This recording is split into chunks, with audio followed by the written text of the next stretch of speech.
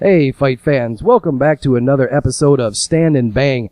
I'm your host, Aaron Robbins, and with me, as always, is my good buddy, Fred Kirby from Gem City Fighting. Fred, how are you doing this evening? I'm doing fantastic, Aaron. How you doing tonight, bro? Well, I'm doing great, and I have to say, I am excited. In this segment, we are bringing you Matt the Immortal Brown. Matt, thank you so much for joining us. Hey, thanks for having me. We've been looking forward to talking with you for a long time. Now, I noticed on your social media that you were actually down in Houston this weekend. Is that right? Yeah, I was just down there for one day. We did an appearance with Muscle Farm at a fitness expo. All right, that's one of your bigger sponsors, so you did kind of a meet and greet? Yeah, exactly, yeah. Muscle Farm is a great sponsor for me, man. They've been there for a long time and helped me out a lot. So, so I do anything for them to help them out also. It's always nice to see a fighter who is succeeding with their sponsors and willing to go the extra mile to represent the great companies that keep our fighters going. So without further ado, why don't we go ahead and get to business? This is going to be a little roundtable because obviously Fred and I are both big fans, Matt, and we want to talk a little bit about your last fight and your next fight. So, Fred, I'm going to throw it over to you first. Why don't you give us your impressions of Matt's last fight with Johnny Hendricks? Were you happy with that at all?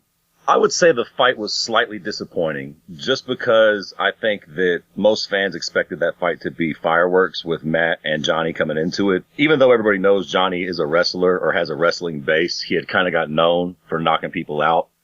And Matt's obviously known as a vicious striker. So I just think that people's expectations were high, thinking it was going to be a striking battle. And when Johnny started kind of grappling and wrestling a bit more, I think it kind of killed the fight a little bit for me. I have to agree with that assessment. Obviously, the name of the show is Stand and Bang, so everybody knows where I'm coming from as a fight fan.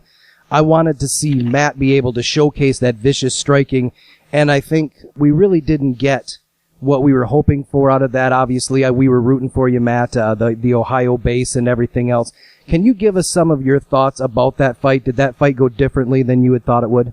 We'll talk about it for a while. I mean, I took mistakes out of it and, or watched the videos and everything and took mistakes and, we looked to fix them. But, I'm just moving towards the future. Even, win or lose, I look towards the next fight, not the last fight. It's take the lessons and learn from them and move on. There's not really, I don't need to get too focused on what already happened. But, I could make a million excuses for any loss, but what it is, and I know what happened. Gotta move on, and I expect a better performance on myself next time. All right, well, why don't we talk about that? Rather than looking backwards, let's look at what's happening right now and your next performance. With what happened with Hendricks and what you took away from that fight, what are you focusing in on right now? What did you learn from that that's going to show us a better Matt Brown the next time? Well, a lot of different things, but that's probably, between me and my coaches a lot more. But, the big thing is, focusing on the future. Every fight is a new fight. You're not the same person as you were last time, and you got to keep that mentality all the time. You can't be focusing too much on the past. And you're going to see a completely different fight this fight. I mean, of course, Tim means a completely different fighter than Johnny Hendricks also. That definitely changes things too. But yeah, you're just going to see a completely different fight all around. Well, great. I'm looking forward to that. And Fred, we always get that secretive answer. Whenever I ask a fighter, so what are you doing now? It seems like nobody's willing to play ball and tell me. Is it my personality, or do you think that's just part of the game?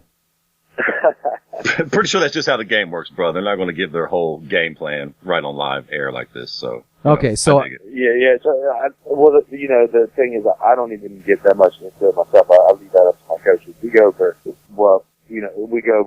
between all of us, the mistakes and everything, but, I let them be the ones that really focus on fixing it, doing what they got to do to make it happen. Okay, so I will say this. I think that the Tim Means fight will actually be the stand-up fight that we all wanted in the past, though. I think that Tim Means will oblige you on the feet and come in with the striking approach, so it should at least be fun as hell for the fans at the very least. Yeah, well, every time I believe that, I just try to bring it down. So, I'm not really, I don't really concern about his game plans anymore. I know what I'm going to do to him, and that's all that really matters. Okay, I just wanted to make sure that it wasn't me personally. We do have to talk a little bit about the Tim Means fight because there's something interesting. Fred and I talk about this a lot, Matt. Tim has actually moved up in weight class to meet you, and since then, he has been doing better. Fred, give Matt some background on what you believe about that, not cutting so much weight, making a fight stronger, or a fighter stronger. Yeah, we've just seen a lot of guys doing that. Anthony Johnson did it at light heavyweight. I think he moved up 2 weight classes from being at 70. And then Tim Means moved up and found some success. Dustin Poirier just did it. A lot of guys, instead of cutting a major amount of weight, are just going ahead and moving up a weight class and seeming like they're having some success. But I don't think you don't have a very tough weight cut, do you, Matt, to get to 70? No, I absolutely have a tough weight cut. Oh, you do? Yeah. I mean, I don't know how to compare it to others, but, so I don't know if mine's any tougher than anybody else's, but, it's definitely not easy for me. I have to stay strict with my diet, and I have to, work hard, really, really hard. I mean, I've only missed weight once in my career, and, I'm really ashamed that it even happened once, but, the fact that it even happened once, it's not easy for me at all. Have you ever actually considered moving up? Is it that bad, or not like that? I've considered moving up a lot of times, actually, but, I'm be undersized at 185. Maybe when I'm not as focused on being a champion, maybe then I could move up more for fun fights. Yeah. Maybe when I'm at 40 years old and just want to fight for fun, I'm not really looking to do a title run or anything. Maybe then would be a better time for me to move up. All right, I got a quick question then. Since you do have a tough weight cut, what is your walk around? It depends. I mean, out of shape, I can get over 200 pounds. And, when I'm in shape, I'm anywhere from 190 to 200, depending on how good of shape. Yeah, that's about normal usually. All right, so we covered last fight, and obviously that's something that you don't want to focus on. Next fight, you can't tell us anything. It's all super secret squirrel. So why don't we just fast forward and talk about something that hopefully is near and dear to your heart, and you can talk to us a bunch. I was checking out your business. You have an equipment business, Immortal Combat Equipment. Why don't you tell the fans a little bit about that? Well, we're actually just now kind of getting it off the ground. I've been working on it for the past couple of years. Basically, I just want to, there's certain things that I've been doing for a long time to get prepared for fights and make me stronger and better endurance and everything. And there's a lot of things that I don't see other MMA fighters doing. I've been doing a lot of those same things.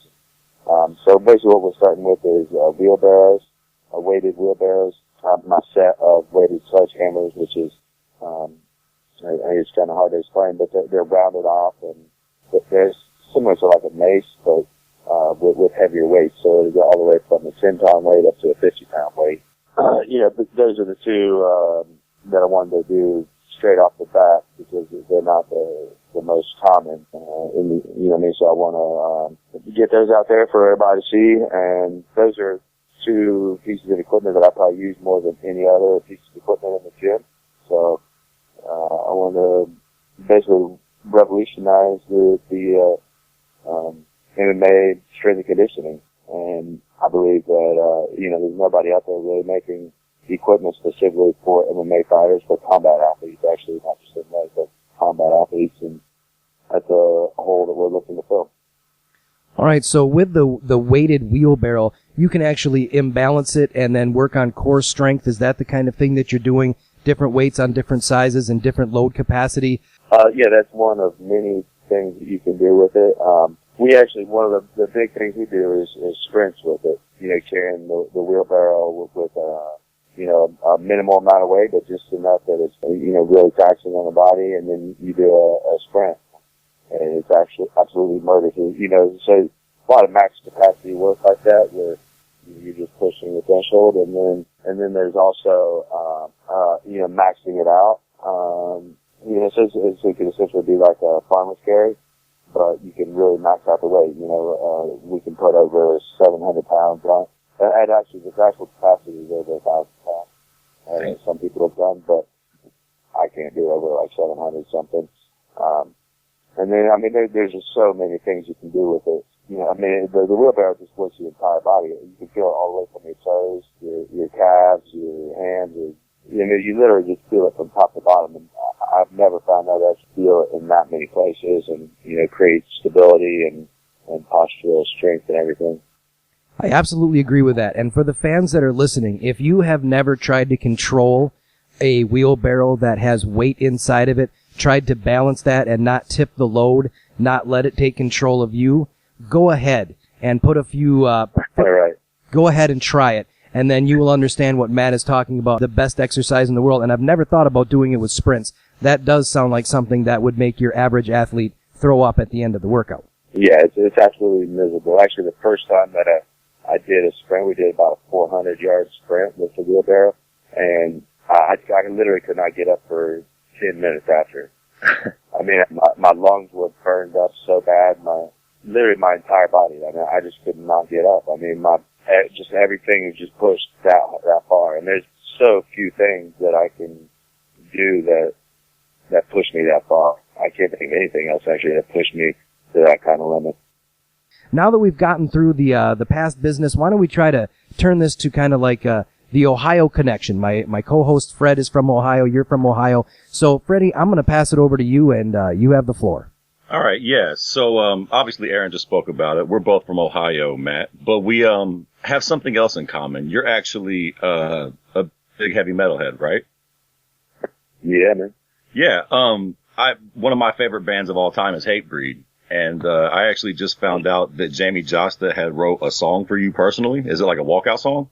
Yeah, so originally he wrote it as a walkout song for me, and the UFC didn't allow me to walk out to it though. But the song is by they've never let anybody come out to Hatebreed. He made it under Jasta rather than Hatebreed. So, and they still didn't let me use it for whatever kind of reason. But so if you go to Jasta, I think it's like, I don't know, whatever Jasta's website is, like JastaHQ.com or something like that, Jasta.com or whatever.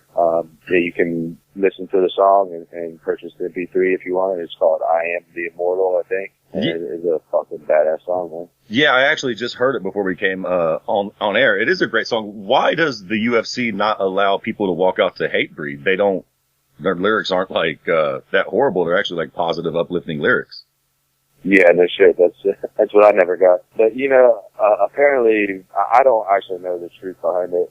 But from what I've heard, it was that there was CNN did something about Hatebreed, and they're saying that they were, or something about like underground racist bands or whatever, and they labeled Hatebreed in there. Of course, whatever libtard didn't do their homework and check see what they're actually talking about. So, they just grouped them in with that genre. Yeah, like you said, I mean, Hatebreed is fucking the best lyrics ever. They're 100% positive from beginning to end and all this happened. I think, the UFC should look past that, but that's from my understanding, and I don't know I can't say that's a fact either, so I don't know if there's something beyond that, then I don't know it. That makes sense, though. That's probably it. That's the only thing I could imagine. How did all that come about, though? Like, did Jamie Jasta get a hold of you? Have you known him for a while? Like, how did that even become a thing? No, so we had a mutual friend, and they were actually, it was Black Label Society and Hatebreed were touring together. I'm gigantic fans of both. So our mutual friend said that, you come on the bus and talk to Jamie and hang out with him, whatever. I thought I was just going to shake his hand, say what's up and then roll out. We ended up chatting for like 2 hours. We watched, it was Deontay Wilder fought that night, and we fought Stivern, and we sat there and watched the whole boxing match, on his tour bus. He brought me over and introduced me to Zach Wild. I hung out with Zach Wild and Black Label for like another hour after that. It was like one of the coolest nights of my life. The fucking bands that I listen to every day. So, and I just brought it up to him. I was like, man, I've walked up to Hatebreed. I was badass if you guys ever made me a song. And he didn't hesitate. He was like, dude, let's fucking do it. Damn, that's tight. So he just ran right with it. I bet you was surprised as shit when he actually was like, yeah. Oh, yeah, I didn't expect it at all. Like, I was just kind of saying it it was kind of one of those things where I was sitting there and I was like, man, I shouldn't ask him to do that. But I was like, man, if I don't at least ask, I'm gonna fucking hate myself. You know what I mean? So yeah, I mean, threw it out there, and me and him, we've chatted a few times since. I did his podcast recently. I've hung out with him a couple of times. He hit it off pretty well. He's a cool ass dude. One of the coolest guys I know. And so, what more can you ask for? Huh? Yeah, hell yeah, man. That sounds like an amazing experience. Zach Wild, Jamie Jasta. That's like a heavy metal dream experience, man. All right. Well, listen, so speaking of heavy metal dream experiences, you've actually got a very, very unique heavy metal story that I'm dying to hear. A while back, a long time ago, Dimebag Darrell was actually shot and killed on stage at the Rosa Villa in Columbus, Ohio. And for all those listening who might not know who Dimebag Darrell is, he's the legendary guitarist from Pantera. You was actually in the building that night, correct? Yeah, I was right there, man, second row. Well, I mean, or behind one group of people. It wasn't really rows, but. That's insane. So, like, me and a bunch of my friends were going to go to that show, but Lamb of God actually came to the Rosa Villa the weekend before that. And I'll never forget it because we decided to go to Lamb of God instead. And then the week later, I heard that Dimebag got shot. What on earth was that like? Was you there for the whole experience? Like, did you go through all of that? I was there for the whole thing. It's funny because I never even thought about that, but I remember I wanted to go to that Lamb of God show. And now that you mention it, yeah, so I used to work right down the street at this food factory called Marzetti's. I don't know. Oh, yeah. You know that. No, yeah. Yeah, Shit's all around it. So I couldn't go to the Lamb of God show because I had to work. And I actually remember that because I got suspended from work that night. It was like, they do like a point system. It was like a union thing, you know, so you do the point system, and I went to work, got suspended from work. So I was like, well, let's see if anybody's playing out to Rosa. Fucking Lamb of God was there last week.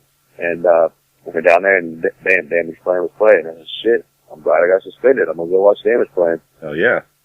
Yeah, and then, of course, you know, it ended up not so well. Yeah, I was there till, I think, like 4 o'clock in the morning, you know, because basically after everything transpired, you weren't allowed to leave the venue, and, you know, the cops gave everybody a little card, you know, to get out, you know what I mean, to say, like, you're a safe person to leave.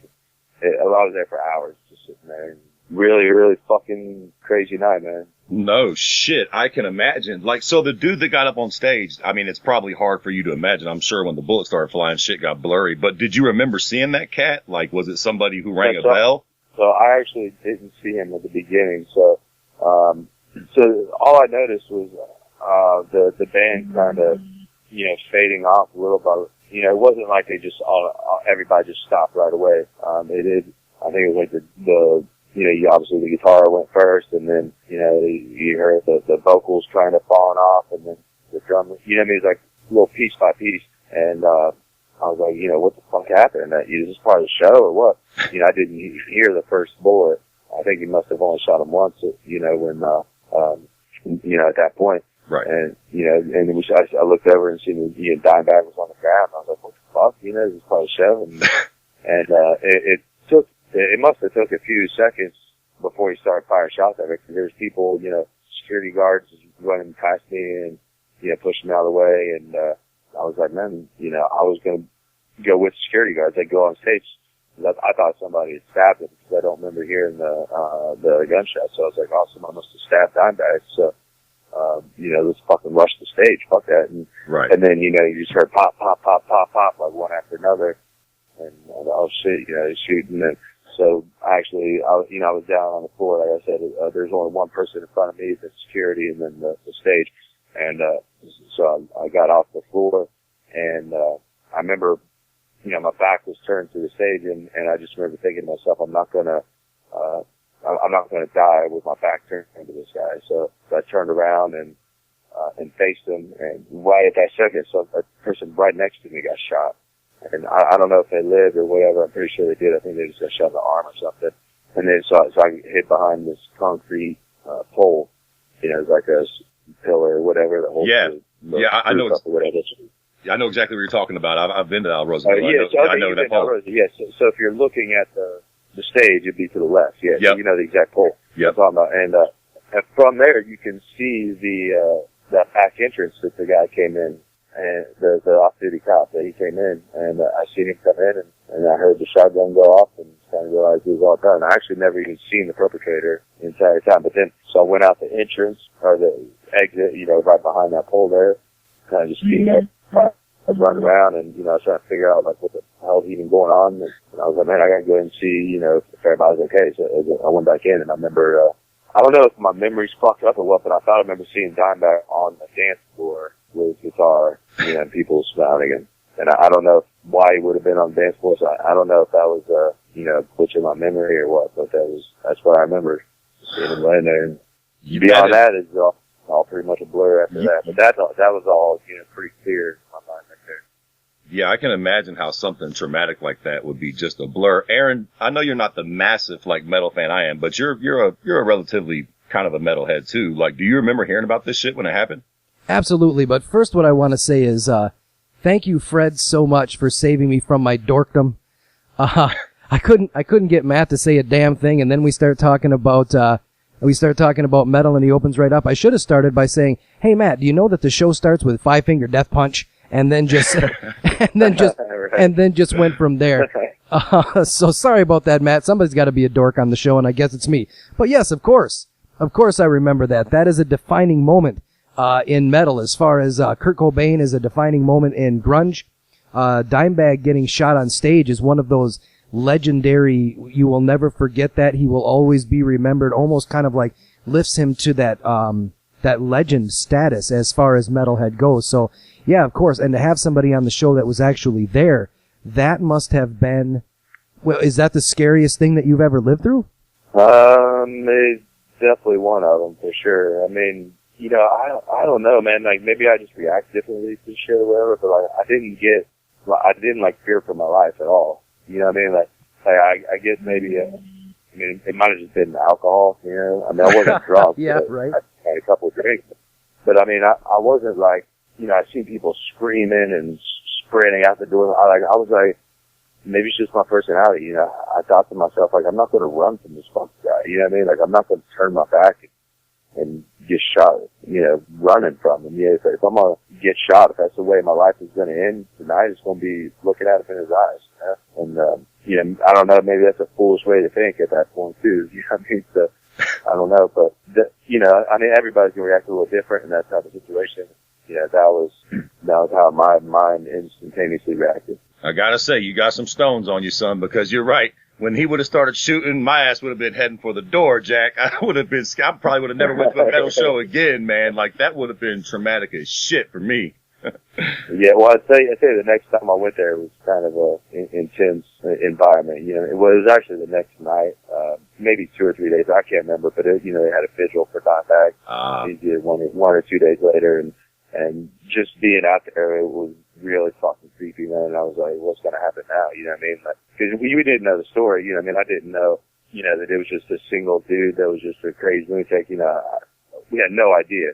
You know, I didn't really do internet and shit back then, so, you know, we couldn't look it up and be like, why did this guy do it or anything? It was just a matter of, you know, last time I was here, fucking dude, you know, trying to kill everybody in the crowd, you know what I mean? And kill Dimebag, so. You know, so it was a pretty creepy scene. Yeah, no shit. But there's a lot of security there.